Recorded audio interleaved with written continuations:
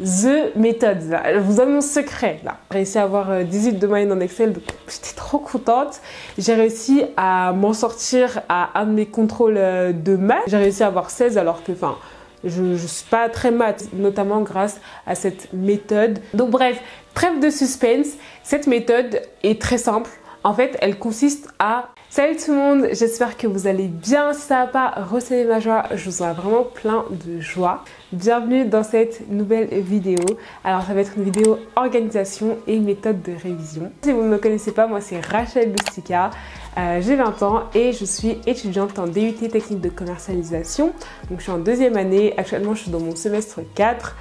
Et je fais mon diplôme en alternance. Je suis en entreprise une semaine sur 2.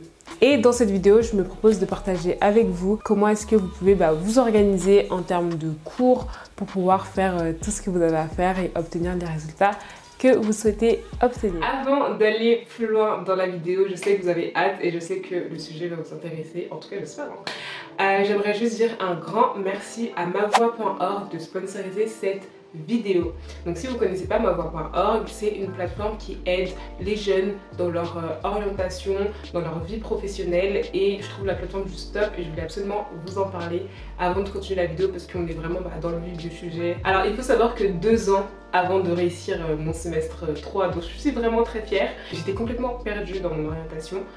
J'étais en licence de droit, donc j'ai fait 1 an de droit à la Sorbonne et c'était bien, c'était intéressant. Bon après moi j'aime beaucoup apprendre, donc tout m'intéresse entre guillemets, mais j'étais vraiment pas épanouie dans mes études et je sais qu'à ce moment là j'aurais tellement voulu avoir une plateforme ou en tout cas une structure qui puisse m'aider à vraiment m'orienter, à faire des choix professionnels ou en tout cas juste connaître toutes les opportunités, les ouvertures que je pouvais avoir en tant qu'étudiante, en termes d'études, en termes de vie professionnelle, etc. Du coup, Mavoix, c'est vraiment une solution par rapport à tout ça parce que c'est une structure qui aide vraiment les jeunes à s'orienter. Et donc, ils mettent en avant 4 points importants dans son choix d'orientation, de réorientation. Donc, premièrement, il y a se connaître, donc savoir un peu quel sens est-ce qu'on veut donner à sa vie. Ensuite, il y a se former, parce que Mavoix font des formations certifiantes. Ensuite, il y a savoir postuler, donc ils font de l'aide à la rédaction de CV et l'aide de motivation. Et enfin, il y a convaincre en entretien, donc avec des simulations d'entretien, ils vous apprennent à être convaincant dans un entretien d'embauche ou entretien d'école. Le site est vraiment assez simple d'utilisation. Ils font un coaching personnalisé pour chaque personne qui s'inscrit dans le programme. La plupart des formations qu'ils font sont des formations gratuites et certifiantes. Et enfin, le service au global est gratuit. Donc vraiment, si vous avez besoin d'une structure pour vous accompagner dans vos choix d'orientation académique, professionnelle, je vous conseille vraiment Mavoix et vraiment voilà, c'est totalement gratuit. Donc n'hésitez vraiment pas, je vais laisser le lien en description, n'hésitez pas du tout à cliquer, vous inscrire. Tout se fait en ligne, donc peu importe où vous êtes, il n'y a pas de contraintes par rapport à ça. Et je vous laisse tout de suite avec la vidéo. Alors premièrement, une chose qu'il faut absolument savoir avant de commencer à planifier ces moments de révision ou à définir comment est-ce qu'on va réviser, il faut savoir si on est plutôt du matin ou du soir en termes de révision. Donc si on préfère réviser le matin ou si on préfère réviser le soir. Moi personnellement, je suis quelqu'un qui préfère réviser le matin. Donc par exemple, ça ne me dérange pas de me réveiller beaucoup plus tôt que la normale pour réviser. Donc c'était notamment ma manière de travailler pour le dernier semestre et mes années précédentes d'études. Donc en fait, je mets mon alarme très tôt le matin. Donc ça dépend de la quantité de travail que j'ai ou du partiel que j'ai à préparer. Mais généralement, on va dire que la moyenne, c'était par exemple 4 heures du matin.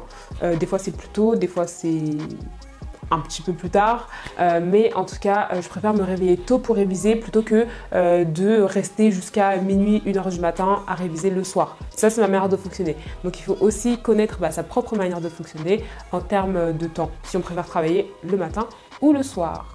Deuxième astuce, c'est justement de bloquer des temps de révision dans son emploi du temps en dehors de ces temps de cours. Alors moi personnellement, dans mon DUT, je suis en alternance, ce qui fait que les semaines où on a cours, c'est très chargé dans le sens où on a vraiment cours toute la journée, genre de 9 h à 18 h avec une seule heure de pause entre les deux blocs la plupart du temps. Donc ça fait que ce sont des journées assez lourdes et je peux pas me dire ouais alors lundi après-midi je vais réviser ceci cela. Bah non, parce qu'en fait l'après-midi j'ai cours, donc j'ai cours quasiment tout le temps. Ce qui fait que en dehors de mes cours, je suis obligée de bloquer des temps de révision. Et je vous conseille de faire la même chose en fait. En dehors de ces cours, définir les périodes auxquelles on va réviser. Et justement, ces périodes vont être en concordance avec les moments où on préfère réviser. Donc si par exemple, on est plutôt du soir, on va se dire ok, le soir, de telle heure à telle heure, je me bloque au moins 2 heures pour réviser. Je précise que ces méthodes-là, c'est vraiment quand on est en période de partiel ou qu'on va avoir des examens dans pas longtemps, on va avoir pas mal de contrôles dans pas longtemps. C'est pas forcément quelque chose à appliquer tout le temps au fur et à mesure qu'on a cours. Après, ça dépend vraiment de chacun et de ses manières de fonctionner. Mais voilà, c'est vraiment pour ma part en période d'examen que j'applique ces méthodes.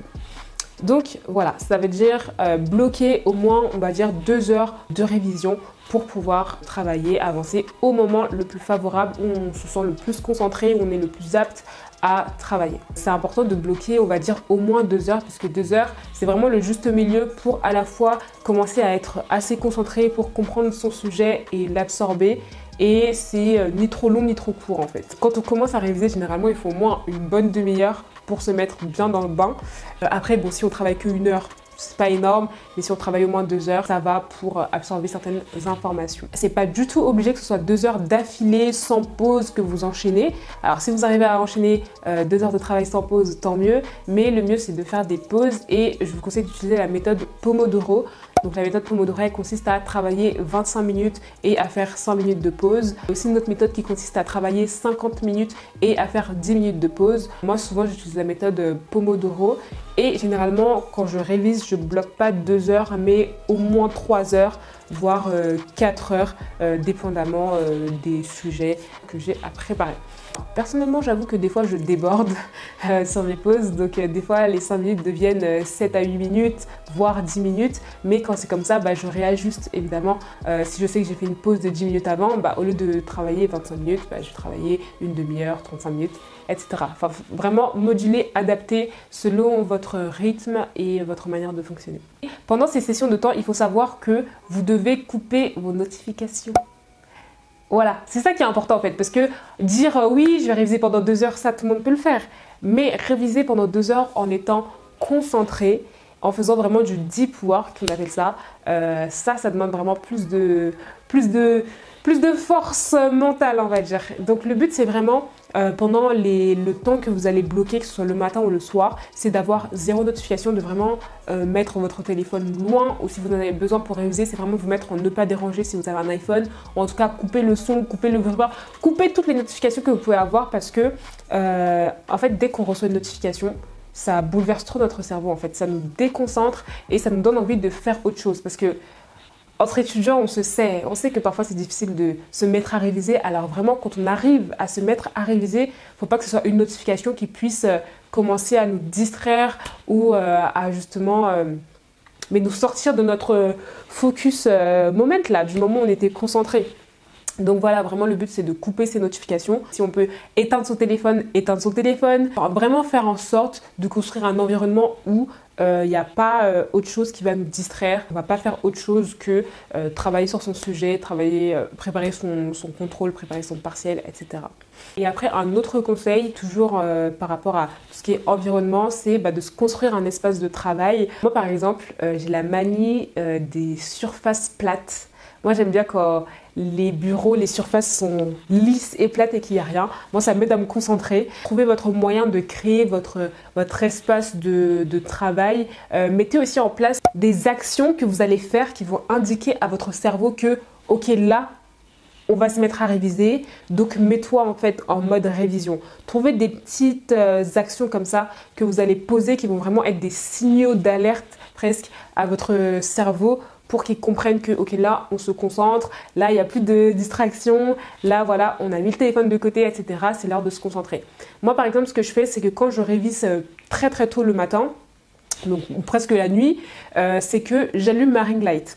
Donc, quand je mets ma ring light vraiment pour moi un signal, une manière de dire à mon cerveau que ok, là il est l'heure de réviser. Ce que je fais aussi, c'est que souvent je m'assois sur mon bureau parce que du coup j'aime bien travailler sur mon lit et donc ça fait que des fois j'ai des sessions de travail sur mon lit, donc je m'assieds au fond de mon lit avec mes coussins et mes plaids et je travaille. Pour différencier ces temps de travail avec les moments où vraiment je dois faire l'effort de me concentrer, de me mettre en route pour réviser, moi je vais tout simplement allumer ma ring light, m'asseoir sur ma chaise et là ça envoie vraiment un signal à mon cerveau que ok, là c'est l'heure de se concentrer, là on va travailler en fait. Et donc pareil, trouvez vos actions clés. N'hésitez pas à nous partager vos actions clés en commentaire pour que ça puisse en aider d'autres et qu'on puisse s'échanger nos différentes astuces. Donc voilà, c'en est tout pour les quelques conseils et tips de révision que je voulais vous partager. Maintenant on va passer plutôt à la partie méthode. Donc comment est-ce que on va réviser. Donc là, c'est vraiment sur comment est-ce qu'on va réussir à maîtriser son sujet, maîtriser le sujet de son partiel, de son contrôle, de son examen. Une des méthodes que j'aime beaucoup utiliser, qui m'a apporté personnellement pas mal de résultats, parce que par exemple, en première année de mon DUT, les chiffres, ça me saoulait un petit peu. Genre vraiment, j'étais pas très maths, etc. Mais grâce à certaines méthodes, j'ai réussi à avoir des 18 et tout. Par exemple, en gestion comptabilité, j'ai réussi un partiel d'Excel, alors que voilà, Excel, c'était pas ma matière préférée, disons. Je crois que j'ai réussi à avoir 18 de moyenne en Excel, donc j'étais trop contente. J'ai réussi à m'en sortir à un de mes contrôles de maths. Sachant que voilà, les maths, c'était pas trop mon truc non plus. Donc je crois mon premier contrôle de maths, ouais, les autres maths, on les a pas encore eu, mais mon premier contrôle de maths au semestre 3, j'ai réussi à avoir 16, alors que je suis pas très maths. Un an auparavant, j'ai eu combien il y a un moment, j'ai eu une note. Mais je sais plus c'était combien, mais ça devait être vraiment genre un 9, un 10. Non, je n'ai pas eu une note en dessous de la moyenne. Mais ça devait être vraiment un 10. En tout cas, une note pas très jolie. Et là, à mon premier contrôle au S3, j'ai réussi à avoir 16, notamment grâce à cette méthode que j'ai apprise de ma prof de maths de première au lycée. Ok. En fait, au fur et à mesure des années, j'avais un peu mis de côté cette méthode et quand j'ai recommencé à la réutiliser, j'ai dit mais pourquoi j'ai mis cette méthode de côté? Donc bref, trêve de suspense, cette méthode est très simple. En fait, elle consiste à refaire les exercices types qu'il va y avoir au partiel. Quand j'étais en première, notre professeur de mathématiques nous faisait faire ça, notamment avec les bacs blancs. Ouais, c'était pour le bac qu'on faisait ça, avec le bac blanc. Donc en fait, dès qu'on était en première, elle nous faisait faire des exercices de terminale type bac. Donc ce qu'on faisait, c'est que on allait sur les différents sites internet. Alors je me souviens plus du site internet où il y a tous les exercices, les corrigés et les exercices de bac. Mais on allait sur ce site internet là, on faisait et on refaisait les exercices jusqu'à vraiment comprendre la méthodologie de l'exercice, limite déchiffrer, décoder les différentes questions. Il y a un stade en maths où tu as tellement fait les exercices que quand tu vois telle ou telle question, tu sais déjà ok, c'est cette formule là que je dois sortir, c'est ce type de réponse là, c'est ce type de raisonnement là que je dois sortir pour répondre à une question qui ressemble à ça. Et donc, en fait, c'est tellement satisfaisant quand tu arrives à ce stade-là de tes révisions. Et ça vient que justement à force de faire et de refaire les différents exercices qu'il va y avoir au partiel. Et donc, si vous êtes au lycée, que vous êtes au niveau du bac, c'est simple, faire plein de bacs blancs, faire vraiment plein de bacs blancs, d'exercices types, jusqu'à bien maîtriser le sujet. Quand vous êtes plutôt en études supérieures, c'est de trouver des annales. Bon, parfois c'est un peu difficile de trouver des annales, mais c'est par exemple pour des matières telles que les maths, c'est de refaire les exercices qui ont été faits en classe. Voilà, tout simplement faire et refaire les exercices qui ont été faits en classe jusqu'à bien comprendre le raisonnement, jusqu'à quand tu vois les différentes questions qui sont posées, ok, tu sais que tu dois répondre ceci, cela. The méthode, là, je vous donne mon secret là. Donc voilà, je pense que c'est tout pour cette vidéo. J'ai d'autres méthodes à vous partager, mais pareil, je vous livre mes secrets là. Deuxième méthode de révision qui fonctionne grave et qui est un peu en lien avec la précédente, c'est tout simplement le fait de se poser des questions. Alors franchement les gars, surligner et lire son cours, c'est pas ça qui va faire retenir le cours. Ce qui va vraiment vous aider à retenir votre cours, c'est le fait de vous poser des questions et de faire comme un exercice, comme un espèce de contrôle blanc en fait. C'est si par exemple vous avez, je sais pas, un contrôle d'histoire et que c'est sur un chapitre. C'est simple, vous allez prendre votre chapitre, vous allez trouver toutes les questions à peu près possibles que votre prof peut vous poser. Voilà, vous mettez vraiment dans la peau de votre prof et vous dites, ok, quelle question est-ce que le prof peut me poser par rapport à ce chapitre? Et justement, grâce à ces questions, vous allez y répondre, donc prendre toutes les parties du cours pour y répondre. Et du coup, pour réviser, vous allez tout simplement vous reposer ces questions et voir ce que vous retenez. Cette méthode s'appelle le Active Recall. Et donc, je connais cette méthode d'un youtubeur anglais. Il est arrivé, je crois, premier de sa promo à Cambridge ou quelque chose comme ça et il faisait médecine. Quand j'ai entendu ça pour la première fois, j'ai dit je vais faire la même chose. Et donc du coup, j'ai commencé à faire ça moi depuis mon année de droit. Enfin après, je ne le faisais plus forcément. En fait, c'est surtout pendant le semestre 3 que j'ai grave appliqué ces méthodes.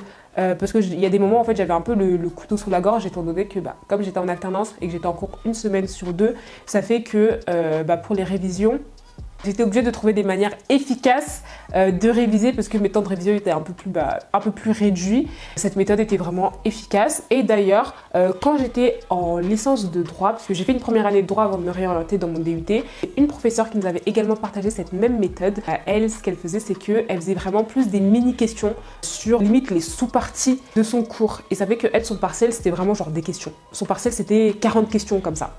40 questions, une vingtaine de questions, des questions sur plein de petites parties du cours. La méthode, c'est vraiment de se poser plein de questions sur son cours pour pouvoir bien maîtriser son sujet. Et le but, du coup, c'est d'être capable de répondre à ces questions sans son cours sous les yeux.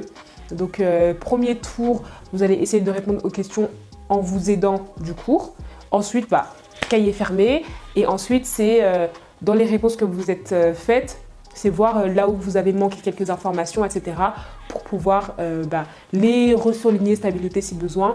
Et de nouveau, cahier fermé, se reposer des questions, etc. Donc voilà, c'est tout pour cette vidéo. Merci beaucoup de l'avoir suivie. J'espère vraiment qu'elle va vous aider pour vos cours et que ces méthodes de révision vont vous être utiles. Moi, je vous dis vraiment à bientôt sur ma chaîne YouTube. N'hésitez pas du tout à vous abonner si vous ne l'êtes pas. Vous pouvez également venir me suivre sur Instagram, @rachel.lusica, et également faire un tour sur mon blog rachel-lusica.com. Donc voilà, merci beaucoup et à très bientôt. Bye!